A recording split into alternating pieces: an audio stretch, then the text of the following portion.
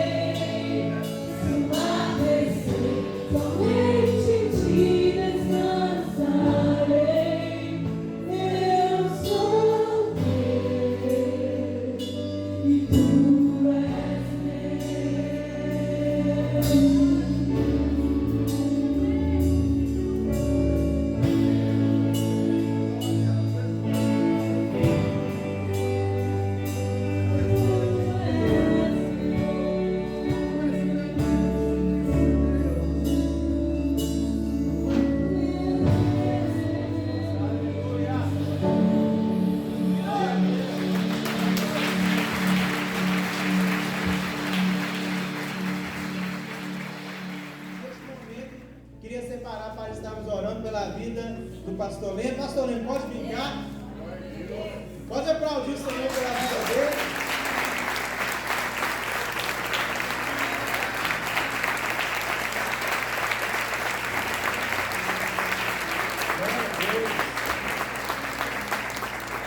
Obrigado por ter aceitado esse convite de nos abençoar aqui. Estamos muito felizes mesmo, muita expectativa.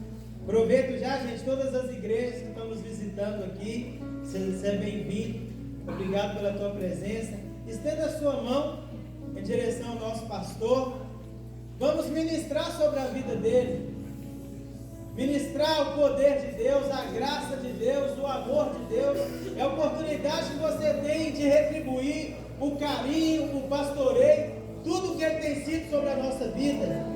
Senhor, nós colocamos, Pai, nosso pastor, o pastor Leno, diante do Senhor. Pois ele, neste momento, ele está representando aqui também a sua família, a sua esposa, a sua filha. Nós queremos ministrar sobre a vida dele a tua graça, o teu poder, Senhor.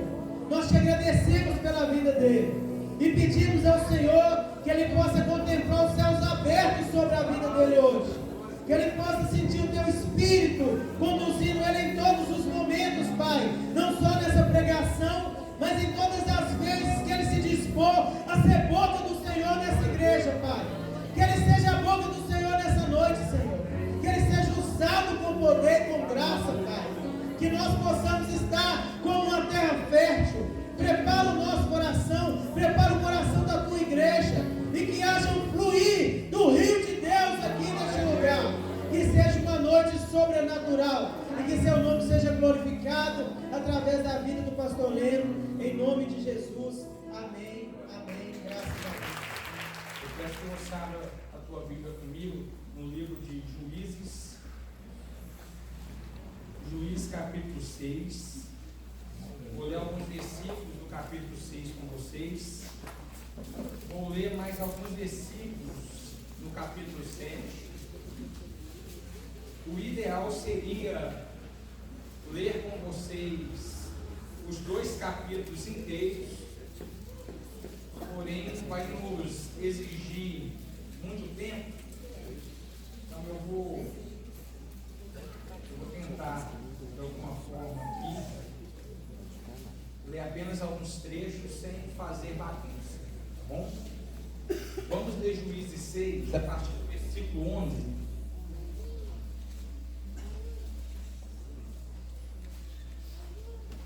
Está escrito assim.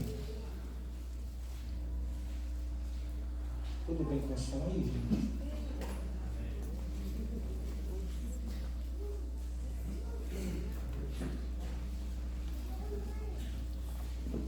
Então o anjo do Senhor veio e sentou-se sobre a grande árvore de Ofra.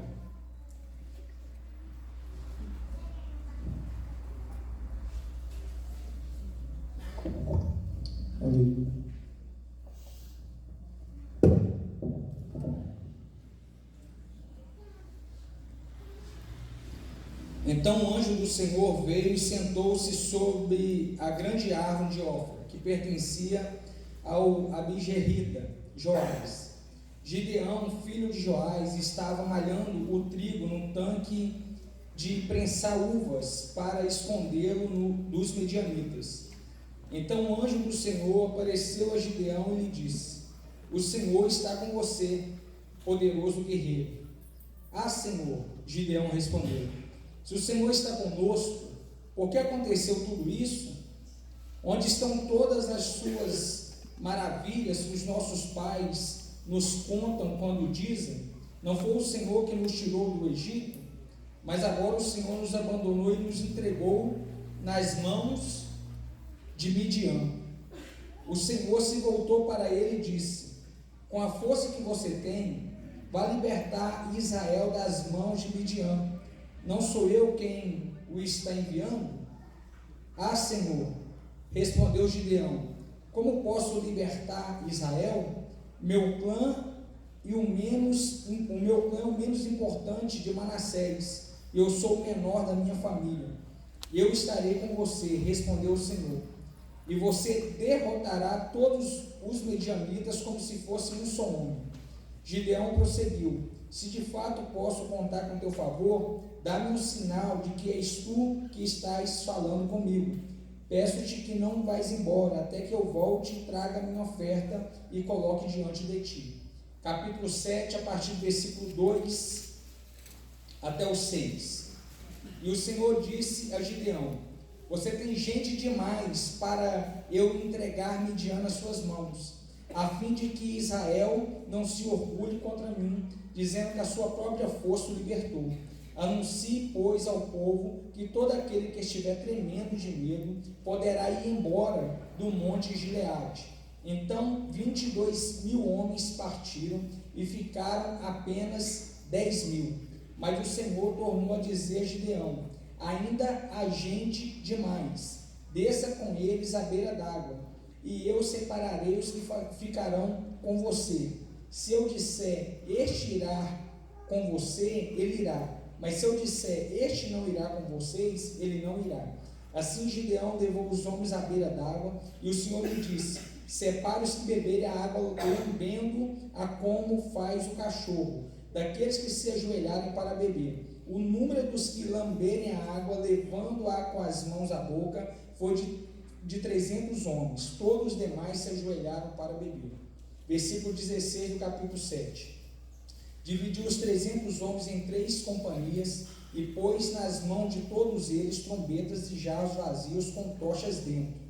E ele lhes disse: observe-me, faça o que eu fizer. Quando eu chegar à extremidade do acampamento, faça o que eu fizer. Quando eu e todos os que estiverem comigo tocar as trombetas ao redor do acampamento, toquem as suas e gritem: pelo Senhor e por Gideão. Gideão e os 100 homens que o acompanhavam chegaram aos postos avançados do acampamento pouco depois da meia-noite. Assim que foram trocadas as sentinelas, então tocaram as suas trombetas e quebraram os jarros que tinham nas mãos. As 3 companhias tocaram as trombetas e despedaçaram os jarros, empunhando as tochas com a mão esquerda e as trombetas com a direita. Gritaram: a espada pelo Senhor e por Gideão. Cada homem mantinha sua posição em torno do acampamento, e todos os midianitas fugiam correndo e gritando. Amém, queridos? Amém. Deus, obrigado por essa palavra. Fale conosco e use por misericórdia e graça, em nome do Senhor Jesus. Amém. Queridos, uma das minhas maiores certezas na vida é que as promessas para a nossa igreja local, elas vão acontecer. Eu não tenho dúvida nenhuma que Deus vai fazer da nossa igreja exatamente aquilo que Ele um dia nos prometeu. Mas o fato de ter certeza que Ele é poderoso para cumprir suas promessas, não quer dizer que eu tenha que cruzar os meus braços diante o muito trabalho que nós temos pela frente. Claro que quem faz a igreja crescer é Deus. Até uma criança de 7 anos que tem o hábito de frequentar a igreja, ela entende que quem faz a igreja crescer é Deus. Mas o Deus que faz a igreja crescer, Ele vai usar homens e mulheres para que isso aconteça. Porém, mais do que usar homens e mulheres para que a igreja cresça e se desenvolva, e cumpra o seu papel de povoar os céus através do Evangelho, esses homens e mulheres escolhidos por Deus precisam carregar sobre si características específicas para que isso aconteça. No contexto do capítulo 6 e 7 do livro de Juízes,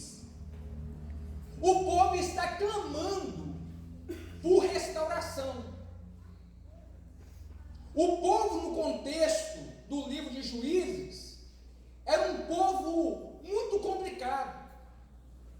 Eles passaram por 7 apostasias, por 7 períodos de arrependimento e por 7 períodos de restauração. E eles aqui acabaram de vacilar mais uma vez, e eles estão clamando através do arrependimento mais uma vez para que Deus os restaure. E o interessante é que Deus, ele escuta o povo. E imediatamente Deus procura alguém para poder usar para a restauração daquele povo naqueles dias. E na procura Deus encontra esse homem chamado Gideão. Neste texto que conta essa história, nós encontramos as ferramentas, nós encontramos as características que Deus espera de um líder, de um povo, de uma igreja, para que todos cresçam e também se desenvolvam. Mas infelizmente, fazendo a leitura do texto, às vezes nós nos encontramos longe de sermos como Gideão e também longe de sermos como o exército de Gideão. Por que eu estou falando também do exército? Porque hoje eu quero falar das características de um líder usando a vida de Gideão, mas eu também quero falar das características do exército de Gideão. Não adianta o time ter o Rogério Ceni de técnico e aquele elenco ruim do Cruzeiro jogando. Sou cruzeirense. É incoerente. Tanto o líder como o time precisam corresponder no mesmo nível às expectativas. E eu sei que essa noite nós não temos só líderes aqui conosco. Nós também temos os liderados, que nós podemos os chamar de soldados. Chamar os nossos liderados de guerreiros. Aqueles que compõem o exército junto ao seu líder. Então você que está aqui hoje à noite, você ainda não é um líder, a mensagem também é para você. E essa mensagem vai te trazer desafios tão sérios quanto para nós que já somos líderes. E a primeira característica nós encontramos através desse sentimento que Gideão tinha, de se sentir o menor da sua casa. Um homem que, ao ser chamado por Deus, tentava se esquivar. Um homem que, diante o chamado de Deus, ele pedia sinais e mais sinais de Deus, como comprovação, como confirmação, e não porque ele duvidava de Deus, mas porque ele duvidava de si mesmo. Gideão tentou se esconder atrás do fato dele ser um homem fraco e principalmente inseguro. Mas não sabia Gideão que quanto mais ele reconhecia suas fraquezas, quanto mais ele reconhecia suas debilidades, quanto mais ele assumia sua falta de credibilidade em si mesmo, mais Deus tinha certeza que ele era o cara para aquela missão. Se você está aqui essa noite,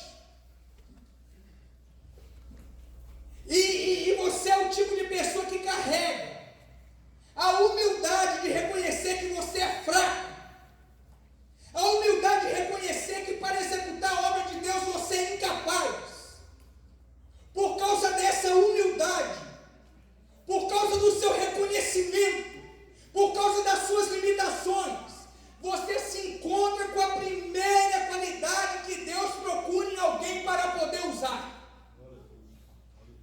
E quando Deus acha alguém, ninguém esconde essa pessoa. Queridos, Deus ele tem um senso de humor muito apurado. Quantos lembram aqui da multiplicação dos pães e dos peixes?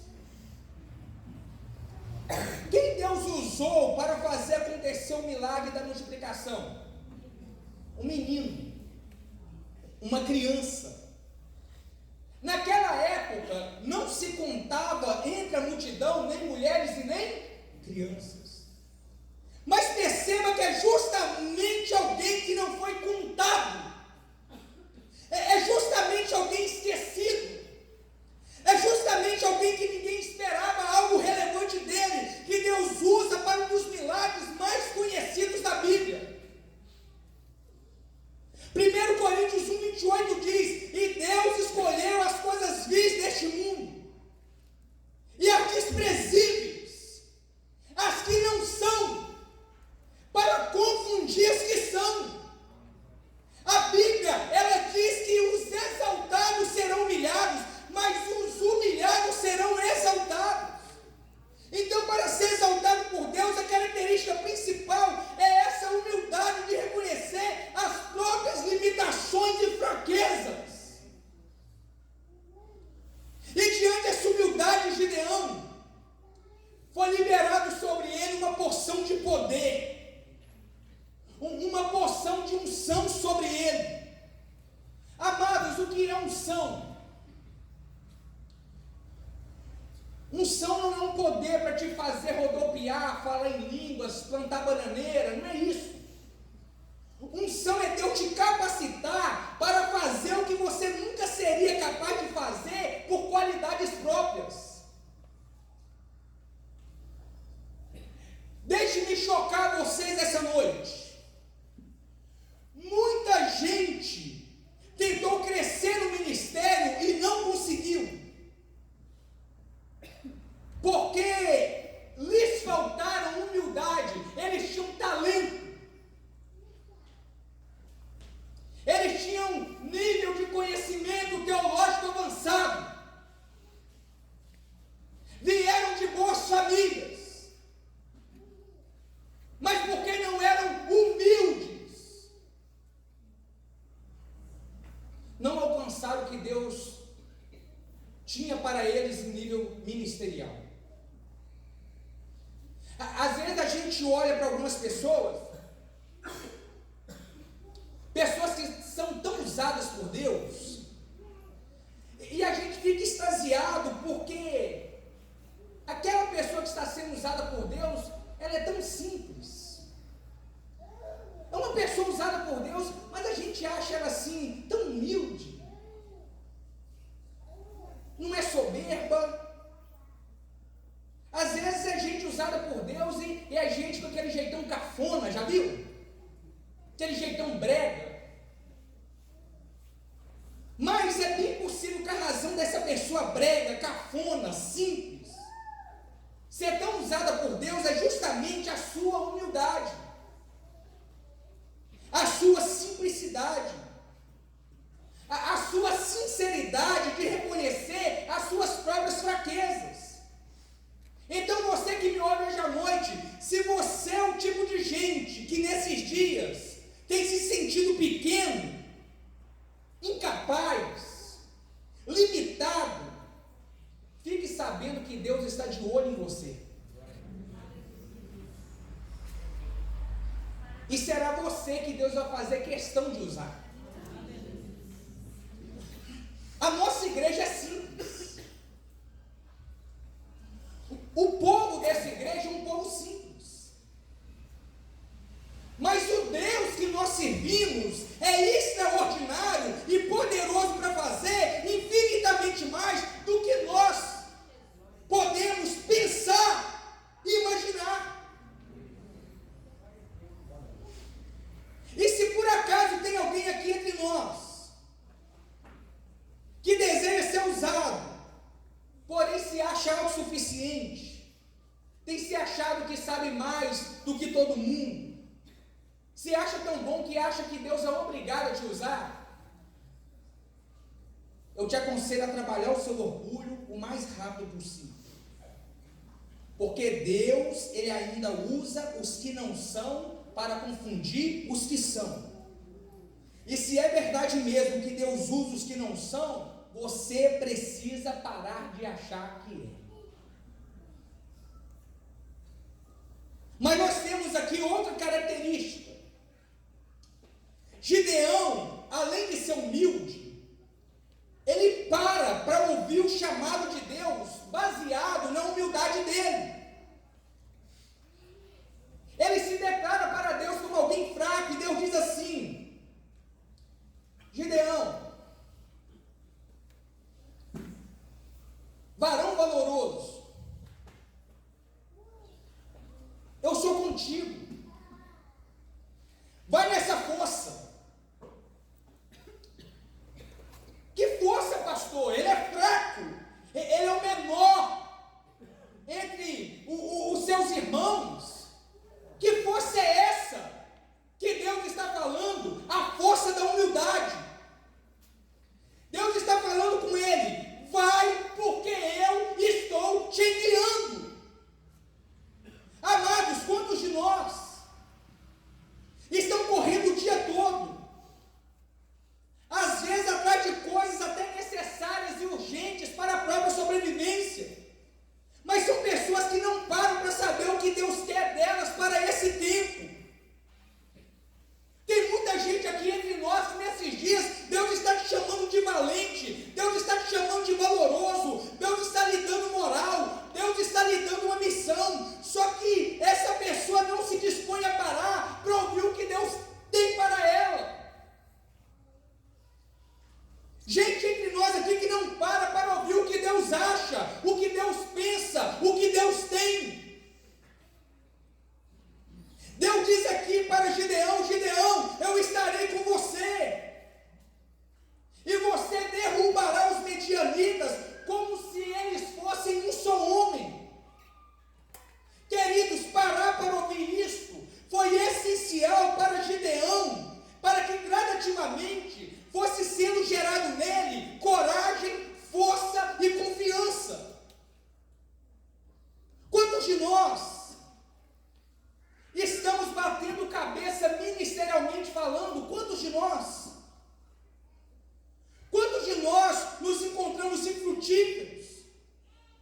Às vezes produzindo frutos mirrados, às vezes liderando uma célula que nunca se multiplica. Por quê? Porque a gente não para ouvir a direção de Deus, a gente não tem parado para ouvir o incentivo de Deus, o aval de Deus, para a gente encarar sem medo aquilo que Ele está nos pedindo. Quantos de nós somos medrosos em relação a largarmos algo para executarmos melhor a obra de Deus? E não paramos por quê? Porque antes também não paramos para ouvi-lo. Eu conheço a história de um pregador itinerante,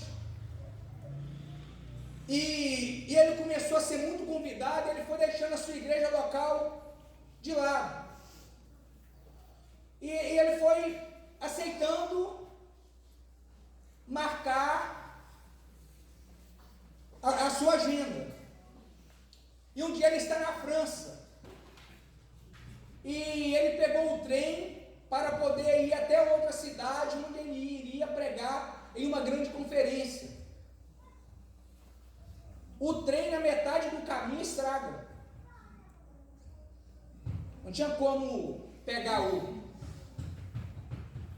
E ele começou a questionar. Ele começou a reclamar com Deus o porquê Deus deixou aquilo acontecer, e Deus respondeu: eu deixei isso acontecer para você parar, para poder me ouvir. Você não me ouve.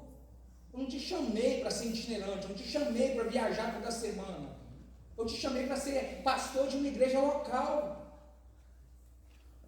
Mas por que o senhor não falou antes? Porque você não para me ouvir.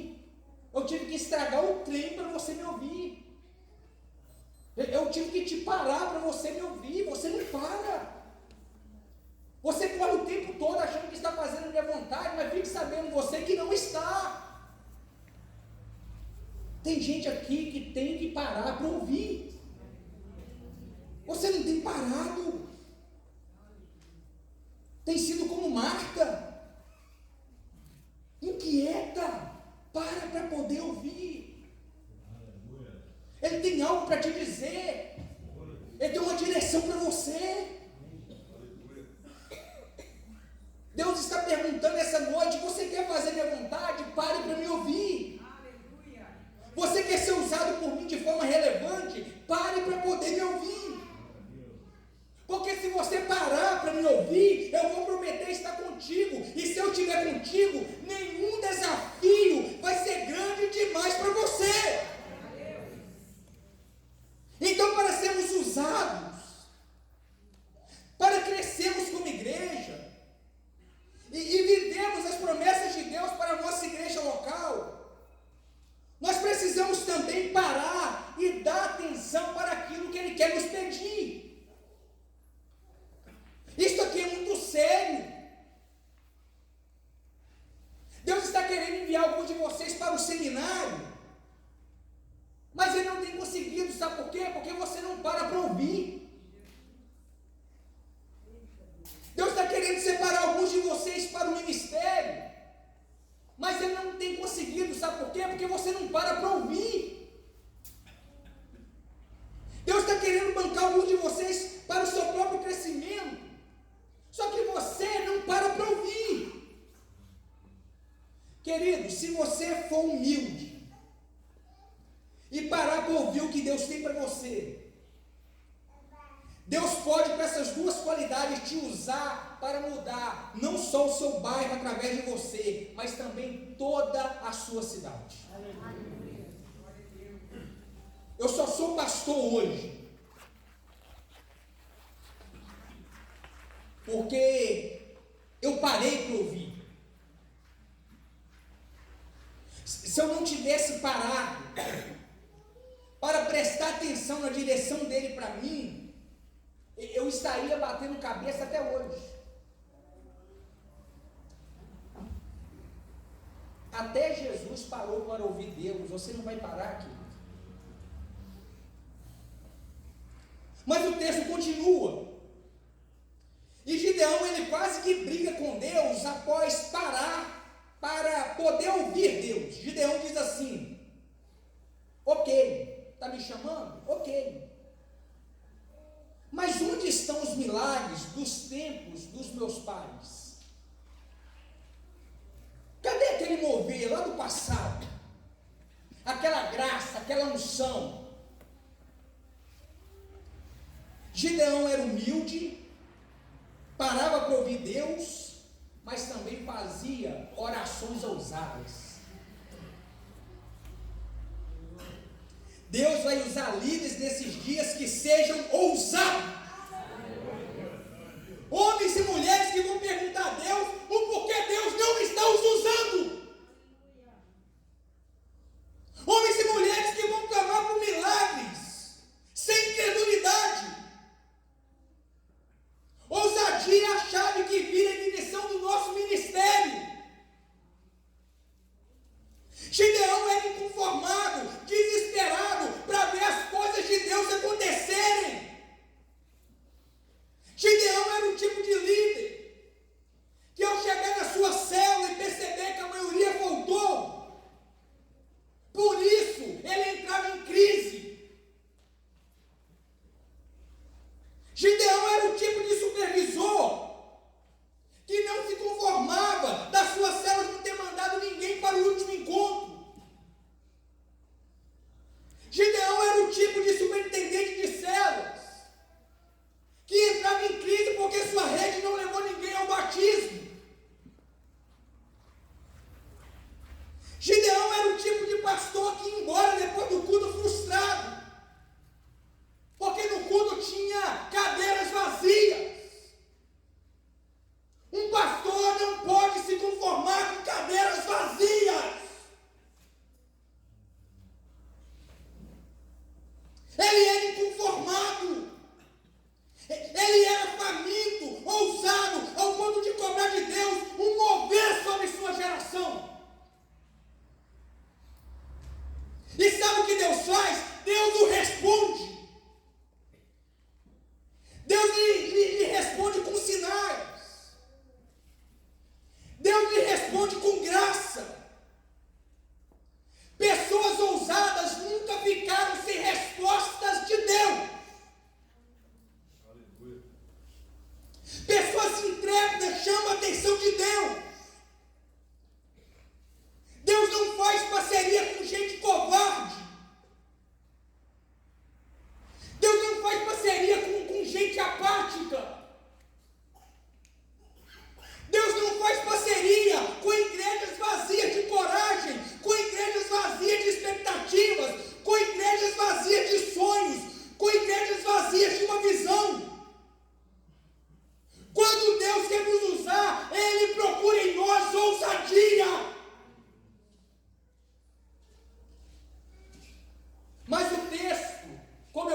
na introdução, não mostra só a qualidade dos líderes, mas mostra também a qualidade do exército, dos soldados, da membresia, dos liderados da igreja e das células. Amados,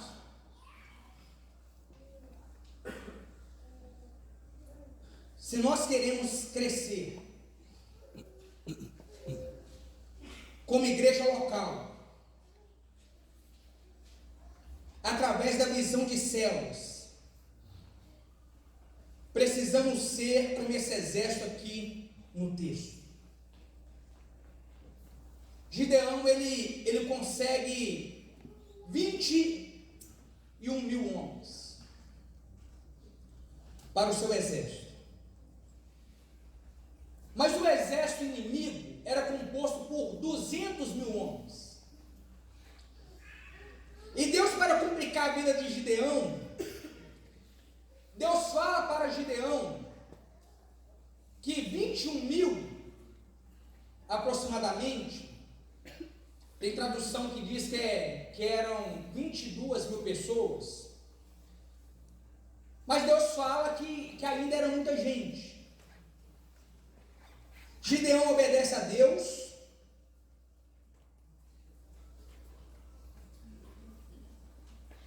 a maioria vai embora, e sobram 10 mil, para agora lutar contra 200 mil. Passa-se um tempinho e Deus diz de novo que as 10 mil pessoas ainda era gente demais.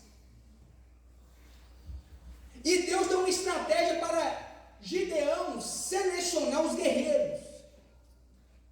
Aqueles que tomassem água no riacho, igual cachorro, sem usar as mãos, sem soltar as armas, esses seriam os escolhidos. O que acontece? 9.700 largam as armas e só sobram 300. Para uma igreja que quer crescer, para uma igreja que quer viver as promessas de Deus para ela, os seus membros não podem ser o tipo de crente que largam as suas armas. Para uma igreja que quer crescer, seus membros, os seus liderados, não pode ser o tipo de crente que pede um tempo,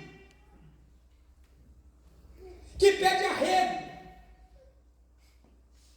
que tiram férias do ministério. Se com 21 mil já seria difícil, com 300 era impossível. Deus quer uma igreja que não lava suas armas, que não descansam, e quer uma igreja também que acredita nas promessas de Deus para ela, independente do número do seu exército. Só um pouco de fé encararia uma batalha apenas com 300 soldados. Deus diz aqui: quem largar as armas e quem não acreditar, pode ir embora. Largou as armas, não acreditou nas promessas de Deus para o crescimento, pode ir embora, porque se ficar, vai atrapalhar. Se ficar, vai avacalhar tudo.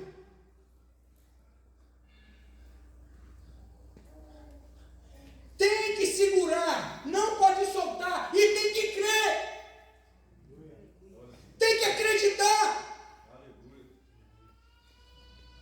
Se percebe aqui no texto que Deus não despreza as nossas fraquezas, Deus não despreza as nossas limitações, Deus não despreza a nossa pequenez, mas duas coisas Ele não aceita: preguiça e incredulidade. Ele não aceita. A promessa de Deus para a nossa igreja vai acontecer através de pessoas dispostas a trabalhar e pessoas que têm fé. Porque pela fé Deus transforma o homem fraco, e pela disposição de trabalhar, Deus fará de nós a sua referência. Tem gente que diz assim: ah, mas minha vida não é só igreja, eu tenho vida social, eu namoro, faço faculdade, concordo, a sua vida não é só igreja, mas a igreja tem que fazer parte da sua vida. Porque antes de Deus te criar para ser próspero, antes de Deus criar você para você casar, ter filhos, viajar, curtir a vida, Ele te criou para ser igreja.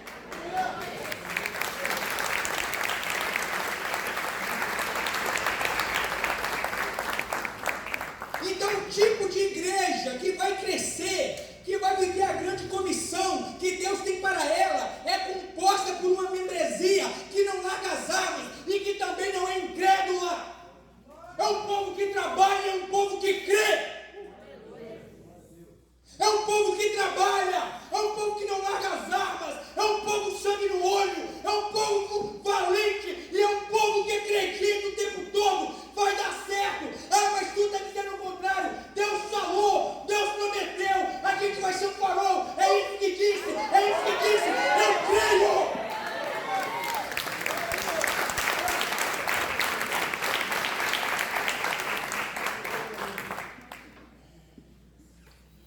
E temos outra característica desse exército: vida de oração. Aleluia.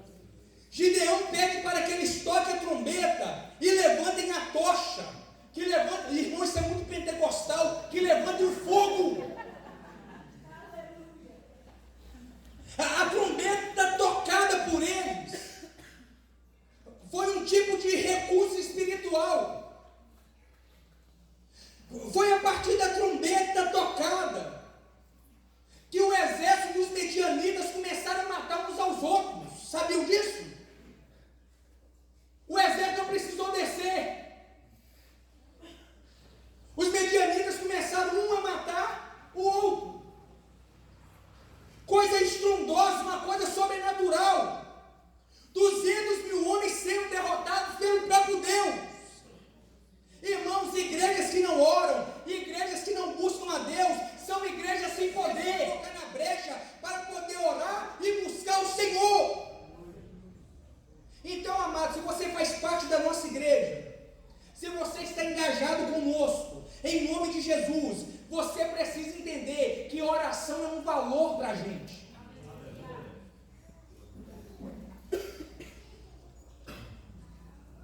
Por favor, não percam as nossas vigílias. Não percam os nossos propósitos de jejum, de oração.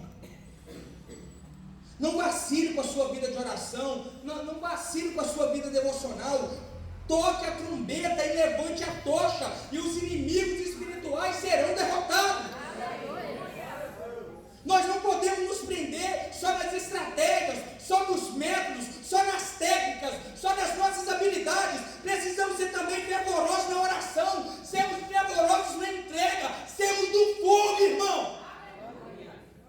A gente está precisando ser mais do fogo, mais do mistério, mais pentecostal, sapatinho de fogo, orar com intensidade, orar com fervor, orar com vontade.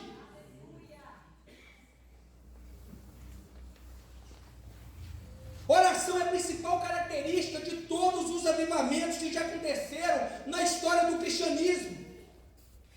Nós precisamos orar. Outra característica espiritual desse exército é a unidade. Eles tocaram a trombeta juntos. Eles tocaram a trombeta em sintonia. Uma igreja sem harmonia é igual uma orquestra desafinada. Uma igreja que quer crescer, ela não pode abrir mão desse princípio. Uma igreja, ela pode ter todas as qualidades possíveis. Ela pode ter um bom pregador, pode ter um bom ministério de louvor, meninas que dançam maravilhosamente, pode ter um departamento infantil extraordinário, mas se não houver unidade, o tempo dessa igreja está contado. Nós precisamos fazer tudo em sintonia. Nós precisamos fazer tudo com o mesmo propósito, com a mesma direção. Nós precisamos focar nos mesmos alvos.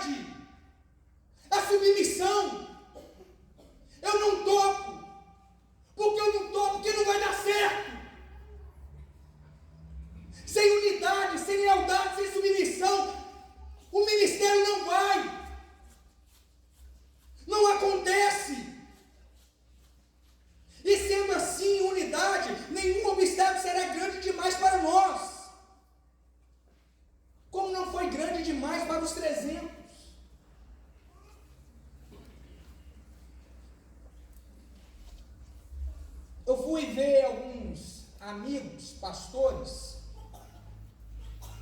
Eu fui bater um papo com eles, segunda-feira, dia de folga. Isso foi ano passado. Uma igreja muito grande, de muitos membros, de muitas células, com uma estrutura física maravilhosa, uma igreja já de quase 40 anos, e eu conheço toda a pastorada. Eu fui lá conversar.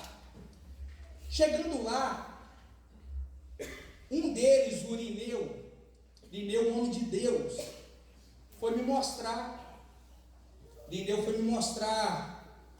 a tela de LED que a igreja tinha comprado. Aí eu fui olhar a tela de LED e ele foi contando as experiências, e desde criança que ele estava naquela igreja, ele foi contando histórias, mas não é histórias felizes não, histórias de fracasso na igreja. Eles estabeleceram a igreja primeiro no bairro Santa Mônica, aí eles armaram uma tenda de circo, aí os meninos do bairro pulavam lá para soltar papagaio, e os meninos resolveram cortar com gilete a lona. Um dia antes do culto, e os pastores se juntaram para costurar aquela tenda com máquinas industriais. Contaram outra vez que eles construíram outra tenda em outro lote, 15 dias antes da inauguração, parou alguém da prefeitura lá e parou a obra. E história de fracasso, e eu fiz a pergunta que eu precisava fazer. Cara, mas como vocês suportaram isso tudo? Ele falou assim: a alegria de andarmos juntos, a satisfação de sermos uma equipe unida. É por isso que nós estamos aqui. Ninguém solta a mão de ninguém. Eu nunca pensei que ia falar isso. Ninguém solta a mão de ninguém. Unidade. Outra característica aqui é o nível de aliança que o povo tinha com o seu líder, que o povo tinha com o seu pastor, com o seu superintendente, com o seu supervisor. Aqueles soldados dizem assim: pela espada do Senhor e pela espada de Gideão. A aliança acontece quando o liderado reconhece que o seu líder foi chamado pelo Senhor. Quando eu dou uma direção para a igreja, quando eu dou uma direção para uma equipe, para uma rede, para o ministério, e não me obedece, sabe qual a leitura que eu faço? Que essa pessoa não acredita que eu fui capacitado por Deus para capacitá-lo.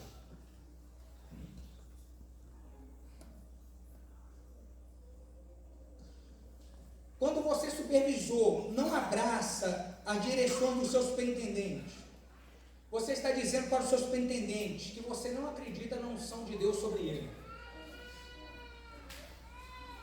E isso é perigoso. Às vezes nós nos achamos bons liderados só pelo fato de nós sermos bons de trabalho. Mas deixa-me te dizer uma coisa: pouco vale ser bom de trabalho se você não é bom de aliança.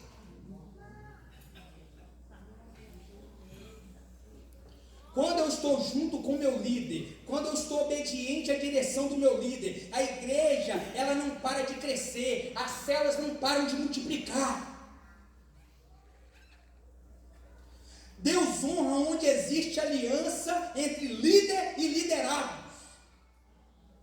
Eu acredito que aquele monte que foi embora foram dispensados por Deus porque não eram homens de alianças. Às vezes Deus manda os que não são de alianças embora. Por que Ele manda embora? Não é por causa do líder em si, é por causa do propósito. Quem não tem aliança atrapalha o propósito. Precisamos ser aliançados. Deus dispensou aqueles outros porque eles não estavam dispostos a gritar pela espada de Gideão. Última característica: cada um assumindo a sua própria posição. Olha o que Gideão fez. Gideão colocou 100 em uma ponta, 100 no meio e 100 em outra ponta.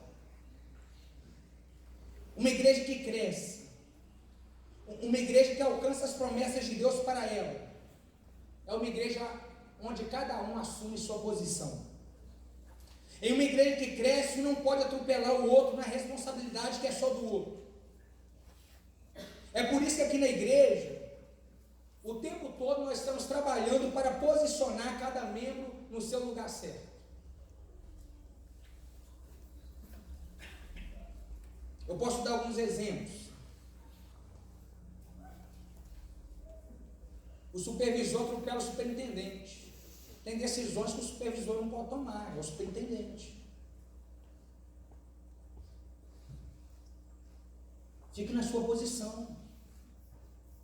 A sua posição, por enquanto, é de supervisor. Eu já tive problema com um líder de célula uma vez, até alguns anos.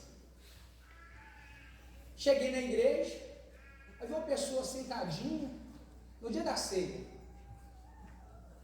Aí na ministração da ceia, ela não pegou os elementos da ceia. Fiquei preocupado. Eu procurei, eu falei assim, eu estou te vendo quietinho, não estou te vendo atuando mais no seu ministério, você não tomou ceia? Ele, não, pastor, é que o meu líder de célula me colocou de disciplina. O líder de célula tomou uma posição que é pastoral, sou eu que tomo. Um membro não pode chegar aqui e disciplinar alguém, não, sem a minha autorização, não. É cada um na sua posição. A gente vai vencer a guerra, a gente vai arrebentar com as portas do inferno, se nós estivermos bem posicionados. Lado, cada um no seu quadrado.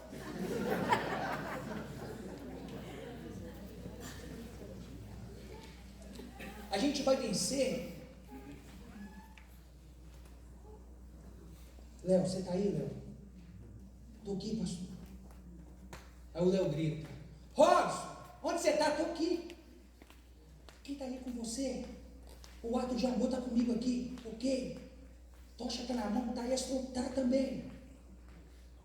Tá, você está aí, eu estou aqui. Estou fazendo melhor dança. Preparado. Todo mundo junto, mistura todo mundo. 1, 2, 3, é sim, gente. Todo mundo posicionado, todo mundo sabendo o que vai fazer. Vocês estão entrando no ministério do outro, pastor, eu acho que não cuida do seu. O outro ministério tem líder em Cunha. Não atravessa não, é sem aqui e sem lá, não atravessa não, fica aqui, aqui. Vai com um soldado lá embaixo, e você correndo e pá! Pô, fica aqui, porque esse é um lugar, intromete não. Todo mundo posicionado. Esse evento que nós estamos fazendo no mês de agosto, pela segunda vez, Células Agosto de Deus, é uma estratégia para posicionarmos o nosso povo. Então, a gente está te posicionando. Ano que vem, nós vamos aumentar o nível desse evento. Estava conversando com o Pedro, nós vamos trazer pessoas de outros estados. A gente vai aumentar o nível. O que eu quero com isso? Posicionar vocês ao ponto de Agosto de Deus vai se transformar em uma conferência anual, onde igrejas de outros estados vão vir até a nossa para receber de Deus aqui. Amém? É isso mesmo.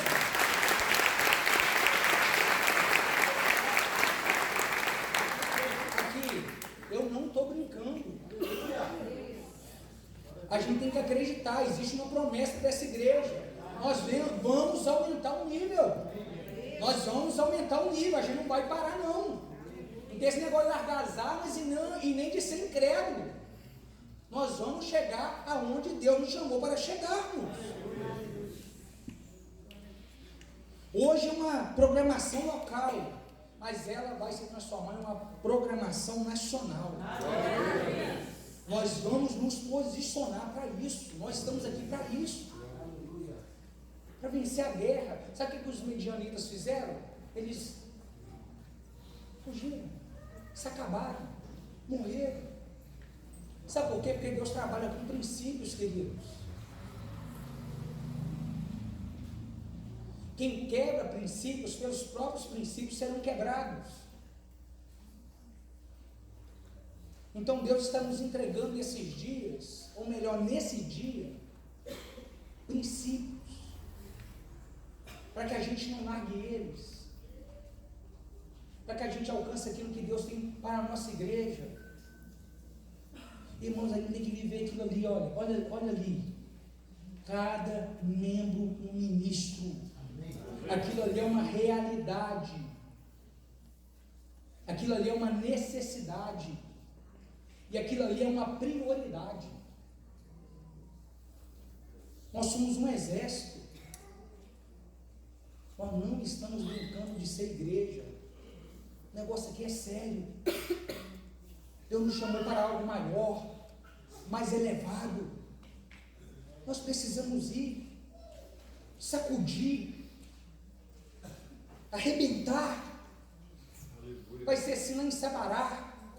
Nós vamos arrebentar em Sabará, irmão.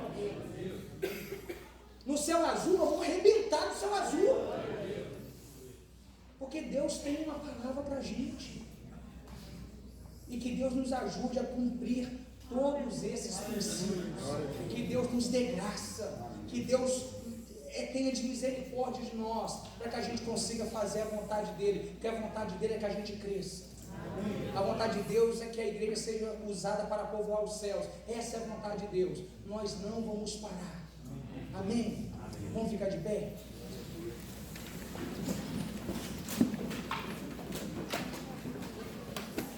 Aleluia.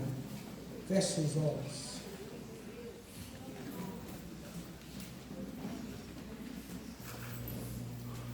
Feche seus olhos.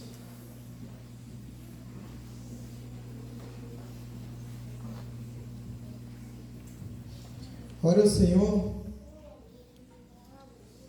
coloque sua vida diante dEle.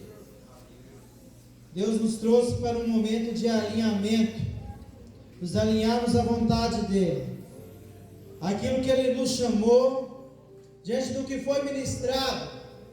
Peça a Deus neste momento, para trazer essa revelação no teu espírito.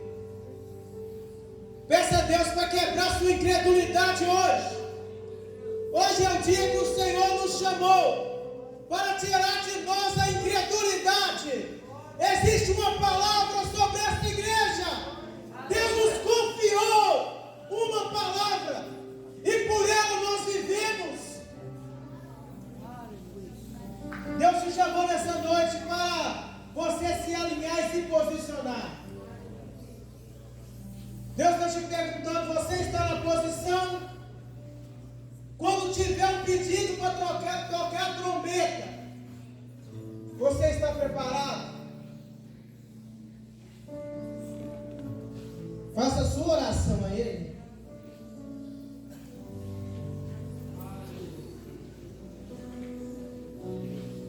Amém.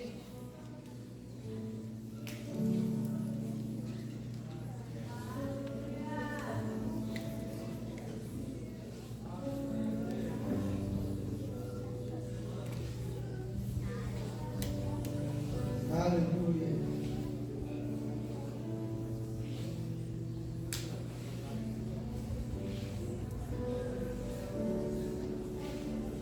Nós teremos um momento aqui. Queridos, eu sou extremamente grato a Deus por essa igreja, pelos nossos pastores e principalmente temos toda a estrutura aqui, mas você é líder de célula. Você não é normal. Quantas pessoas já passaram por situações dentro de casa, no casamento, perdas financeiras, perdas de trabalho, mas continuaram perseverando e liderando sua célula. Diante de muita luta, de angústias, mas você não desistiu da sua célula. Eu me orgulho de estar diante de um trabalho quando eu vejo você, líder de célula. É um desafio liderar vocês. Vocês não têm ideia da gratidão que nós temos. Eu fico imaginando Deus quando vê você para a sua célula toda semana. Faça sol, faça chuva, você está lá. E tudo que está acontecendo aqui é pela bondade de Deus. Mas é porque quando Deus foi fazer uma peneira, você foi aquele que não soltou a arma. Não soltou as armas. E Deus usou o poder dele através da sua vida. Eu queria te convidar, líder de célula, a vir aqui à frente. Nós vamos fazer 3 fileiras aqui. Essa marcação aqui mesmo da igreja. Pode sair do seu lugar. Eu queria que você se ajoelhasse aqui. Você que é líder de célula, você que tem liderado célula aqui, está ativo na liderança, vem aqui, por favor. Vamos fazer 3 fileiras aqui, dentro dessa marcação mesmo aqui no piso da igreja, que dá espaço para a gente passar. Podem vir. Podem vir mais pelo próximo altar, por favor.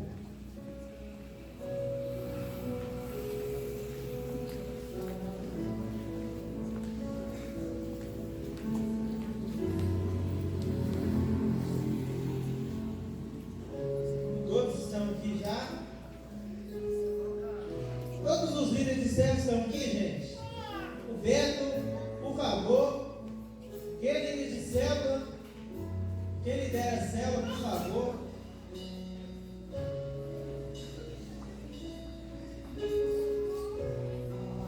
Em Atos 14, verso 22, diz assim, confirmando o ânimo dos discípulos, exortando-os a permanecer na fé, pois que por muitas tribulações nos importa entrar no reino de Deus, e havemos por comum consentimento eleitos presbíteros, pastores, em cada igreja, orando com jejuns, os consagraram ao Senhor, em que haviam crido. Assim como a igreja de Atos confiou homens para liderar as casas, para liderar as igrejas, nós também estamos confiando a vocês a cuidarem das casas, a liderarem pessoas, a serem instrumentos de Deus. E os sinais que acompanharam a igreja primitiva há de acompanhar essa igreja.